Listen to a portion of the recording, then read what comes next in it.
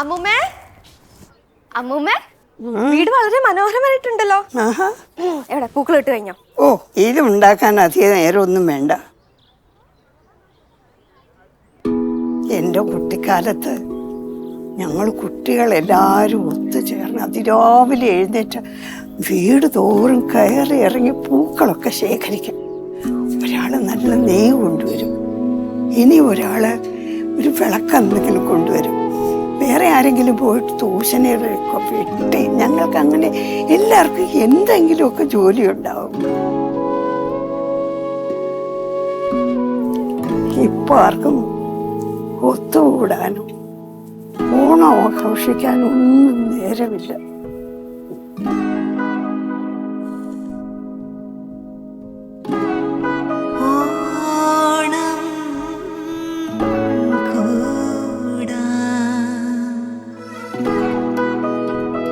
Madam, വീടിന്റെ പണി കഴിഞ്ഞു.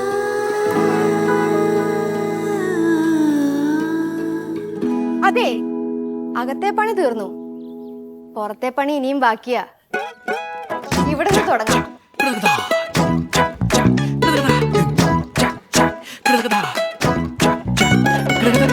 വർണ്ണങ്ങളൊന്നായി ചേരെ പൂക്കളങ്ങളായി ഹൃദയങ്ങളൊന്നായി ചേരെ പൊന്നോണക്കാലമായി കൈകളൊന്നായി ചേരെ മായും വർണ്ണം തേടെ തെളിയും വരികയോളം.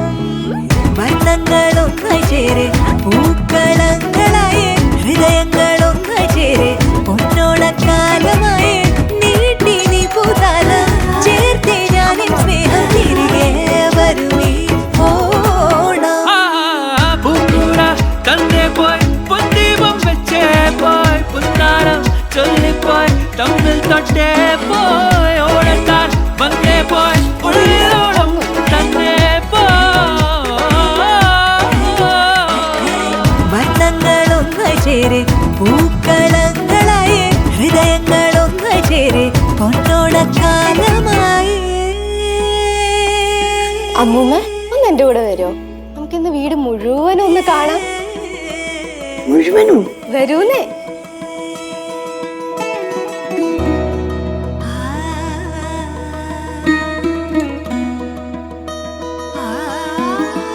അമ്മമ്മയുടെ നാട്ടിലെ ആ വലിയ പൂക്കളം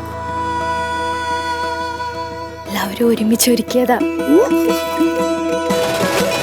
വർണ്ണങ്ങളൊന്നായി ചേരെ പൂക്കളങ്ങളായി ഹൃദയങ്ങളൊന്നായി ചേരെ പൊന്നോണക്കാലമായി നീട്ടി നീ പൂതാലം ചേർത്തേ ഞാനിൻ സ്നേഹം തിരികെ വരുമീ ഓണം.